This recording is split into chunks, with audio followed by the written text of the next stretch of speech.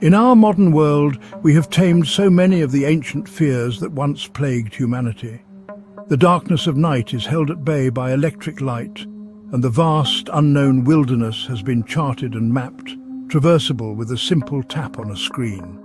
We summon transport as if by magic, entrusting our safety to a complex web of technology and the unseen individuals who operate within it. This convenience, this remarkable human achievement, has become an integral part of our daily existence, a ritual as common as the rising of the sun. We step into these vehicles, these temporary steel shells, with an implicit trust, rarely pausing to consider the true nature of the stranger at the wheel. But what happens when this trust is broken? When the familiar comfort of a routine journey transforms into a descent into the unknown? The human animal, for all its ingenuity, is still governed by instinct, a primal sense of unease that whispers when something is not right. It is a subtle shift in the atmosphere, a wrong turn on a familiar road, a silence that becomes too heavy to bear. In these moments, the veneer of modern civilization peels away, revealing a much older and more terrifying landscape, one where the predator and the prey are separated only by a thin pane of glass. Tonight, we venture into this modern wilderness, exploring encounters where the expected journey took a detour into darkness. We will witness how quickly the sanctuary of a car can become a cage, and how the person you have entrusted with your life can become the greatest threat you have ever faced. These are not tales from the wild plains of Africa, but from the concrete jungles we call home, proving that the most chilling encounters can happen when we least expect them, in the most ordinary of circumstances. Join me as we explore these terrifying tales from the road. Jenna's evening had been one of simple joys, a gathering of friends filled with laughter and shared stories. As the night drew to a close, she did what millions do every single day. She summoned a ride home. The app glowed reassuringly, displaying the driver's name, the car's model, and an estimated time of arrival. All the hallmarks of a safe and predictable system. When the dark sedan pulled up, its headlights cutting through the quiet suburban street, she checked the license plate, a final, perfunctory act of caution before settling into the back seat, her mind already drifting towards the comfort of her own bed. The journey began as any other. The city lights painted fleeting patterns across the windows, a familiar landscape scrolling by. But a subtle disquiet began to creep into Jenna's consciousness. The driver, a silhouette against the streetlights, was unnervingly silent. Not the comfortable silence of a professional respecting a passenger's privacy, but a heavy, watchful stillness. She noticed his eyes, not on the road ahead, but frequently, almost methodically, flicking to the rearview mirror.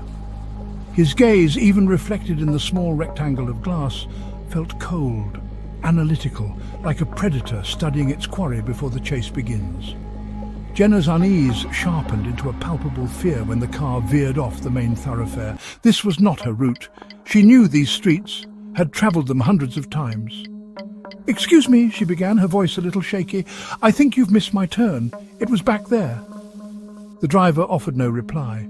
The silence stretched, thick and suffocating. He simply continued down the unfamiliar road, each street lamp they passed illuminating a path deeper into an unknown, unlit part of the city.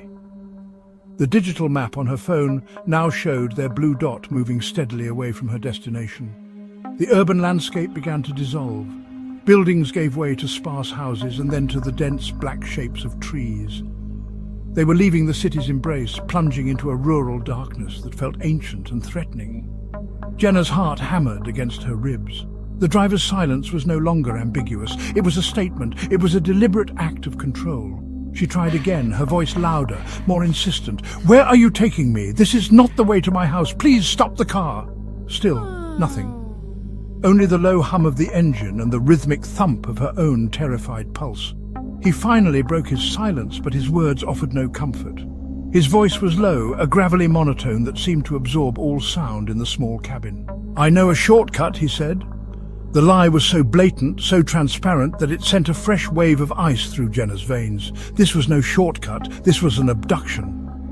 She frantically looked at the door, her hand hovering over the handle, calculating the speed, the risk. The car was moving fast, too fast to jump without serious injury. She was trapped, a captive in this mobile prison. Her mind raced, searching for an escape, any option that didn't end in the terrifying unknown he was driving her towards. The woods on either side of the road were a black, impenetrable wall. The driver seemed to sense her panic, a small, cruel smile touching his lips, visible for a fleeting moment in the mirror's reflection. It was a look of complete and chilling ownership. He believed he had her, that her fate was now entirely in his hands. He was savouring her fear, drawing it out, prolonging the moment of her helplessness. Then a flicker of hope. Ahead the road curved sharply.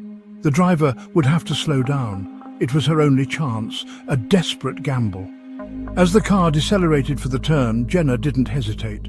She threw her weight against the door, her fingers fumbling with the handle.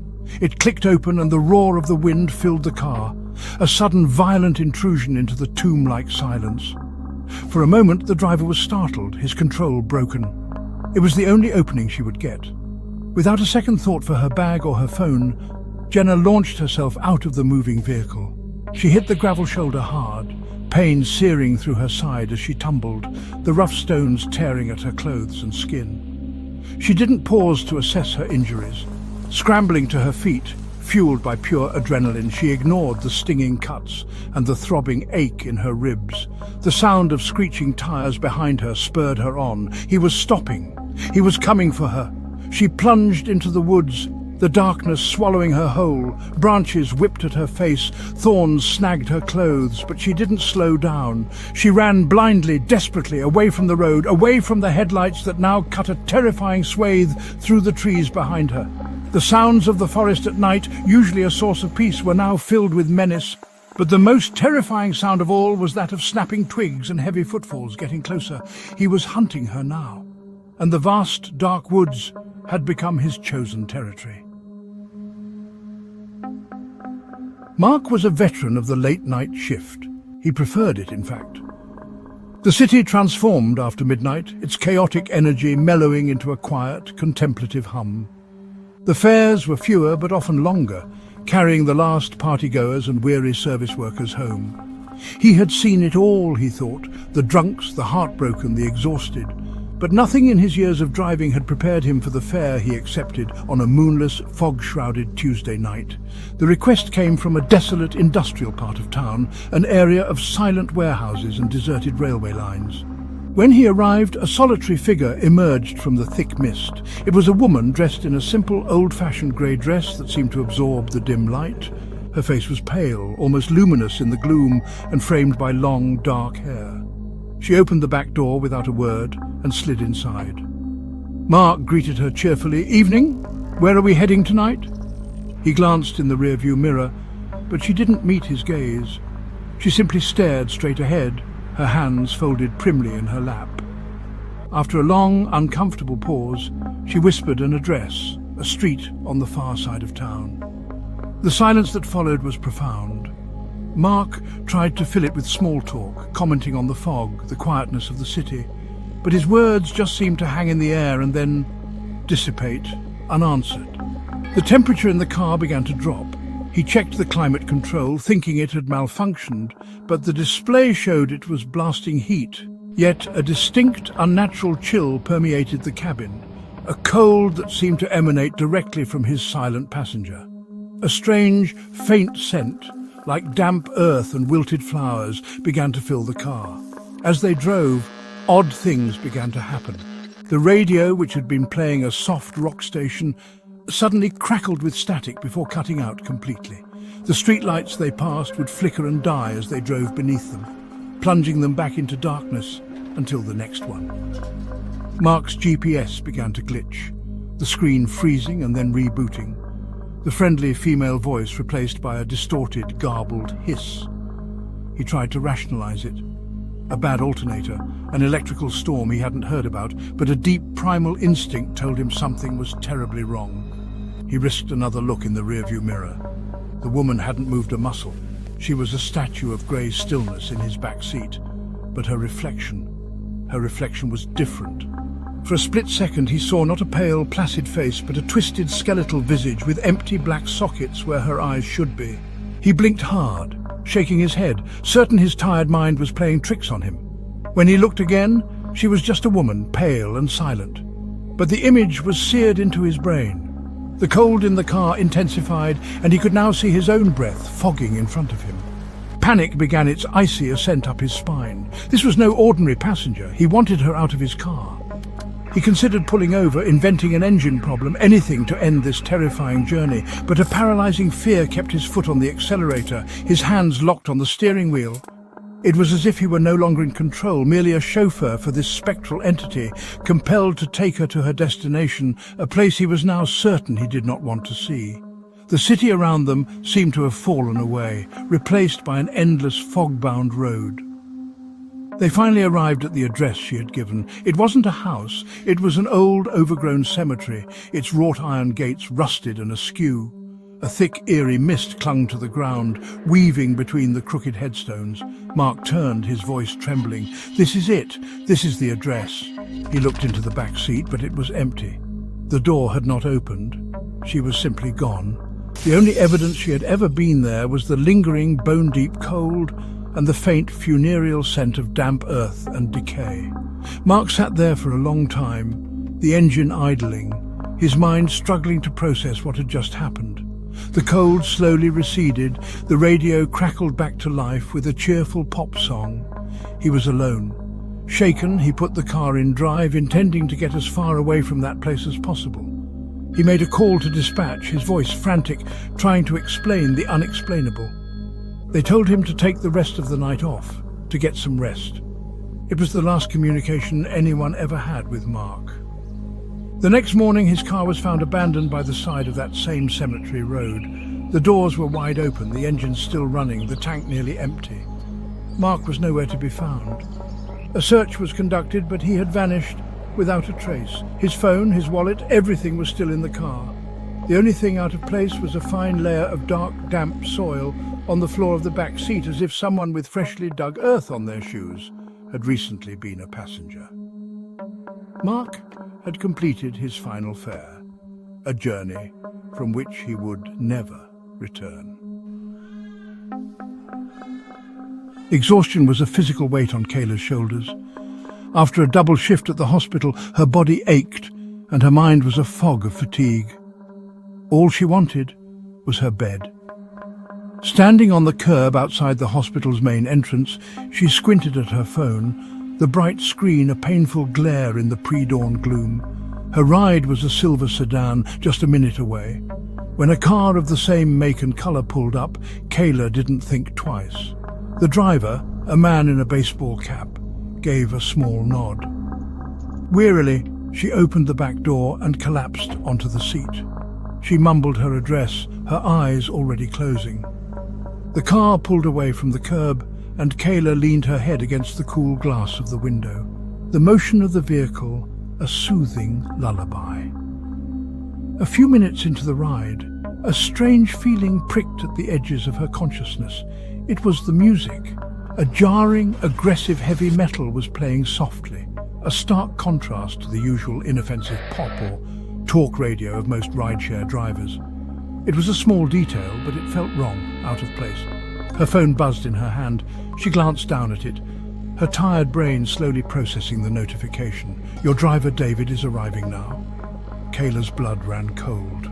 She straightened up, her exhaustion vanishing in a surge of adrenaline. If David was arriving now, then who was the man driving this car? She looked up at the driver's profile in the app, a clean-shaven man with a friendly smile. Then she looked at the rearview mirror of the car she was in. The eyes that met hers were hard, cold, set in a face covered with several days of stubble. It was not David. Panic clawed at her throat, but her medical training kicked in, demanding a calm, analytical approach. "Don't let him know you know." She forced herself to breathe slowly, her mind racing through options. The doors were locked. Her phone was her only lifeline, but using it would alert him. She looked out the window, trying to get her bearings. They were moving away from her neighborhood, heading towards the highway, towards the dark, empty stretches of road that lay beyond the city limits. The man had not spoken a word since she'd entered the car. His silence, which she had initially mistaken for professional courtesy, now felt predatory and menacing. He knew she had gotten into the wrong car. He had been waiting, perhaps not for her specifically, but for someone tired, someone distracted, someone who wouldn't notice until it was too late. Kayla felt a wave of nausea. She was a fish that had willingly swum into the net. The car picked up speed, merging onto the on-ramp, the city lights beginning to recede behind them. She had to act, and act now. Pretending to be on the verge of sickness, she spoke, her voice deliberately weak. "Excuse me, I'm really not feeling well. I think I'm going to be sick." She hoped her story of a long hospital shift would make it believable. "Could you please pull over, just for a second?" The man glanced at her in the mirror, his expression unreadable, a flicker of annoyance in his cold eyes. He clearly didn't want to stop, but the prospect of a mess in his back seat was a powerful motivator. He grunted in response, his first and only utterance, and steered the car onto the shoulder of the highway. The spot was dark, isolated, with no other cars in sight. This was a risk, but it was her only chance. As the car slowed to a halt, Kayla didn't wait for him to turn around or get out. She had her phone clutched in her hand, her thumb already on the emergency call button. The moment the car stopped, she held down the button, ensuring the call connected silently to 911. Simultaneously, she threw herself against the door, fumbling for the manual lock. It was stiff, but her desperate strength prevailed. The lock clicked open. She shoved the door open and scrambled out into the cold night air, not looking back. She ran, not away from the highway, but along the shoulder, towards the distant lights of an overpass, hoping to be more visible. Her phone was open, the 911 dispatcher now speaking, her location being tracked. She screamed into the phone, "I'm on the highway, he's not my driver, please help me." She could hear the car door slam behind her and the sound of heavy footsteps on the asphalt. He was coming after her. She risked a glance over her shoulder and saw his dark figure silhouetted against his own headlights, closing the distance between them. But in the distance, she saw another set of lights, flashing blue and red, growing brighter, coming towards them at incredible speed. The sound of a siren cut through the night. The man saw them too. He stopped, hesitated for a moment, and then turned and sprinted back to his car, peeling away into the darkness just as the police cruiser screeched to a halt beside her. Kayla collapsed onto the pavement, saved by a text message and a split-second decision. The journeys we have witnessed tonight began in the most ordinary of ways, a tap on a screen, a car arriving at a curb. Yet they descended into primal struggles for survival. Jenna, Kayla and Mark are reminders that in our interconnected world, the greatest dangers can be hidden in plain sight, masked by the very technology we have come to rely on for our safety. Their stories are a chilling testament to the fact that the line between a safe passage and a terrifying ordeal can be crossed in a single, unguarded moment. It is a sobering thought that the person in the driver's seat holds more than just the steering wheel. They hold our trust, and sometimes our very lives, in their hands. These encounters force us to look beyond the convenience and confront a more unsettling reality. We are often placing our faith in complete strangers, individuals whose intentions are as unknown to us as the dark roads they might choose to travel. The digital veil of a profile picture and a star rating can be thin, easily torn away to reveal something far more sinister beneath. It is a reminder to trust our instincts, that ancient warning system that has kept our species alive for millennia. A moment of caution, a second glance, a decision to wait for the right car can make all the difference. The world is full of shadows, and sometimes those shadows get behind the wheel. We may never know what became of Mark, or what fate the imposter had planned for Kayla. Their stories linger as cautionary tales whispered on the digital wind.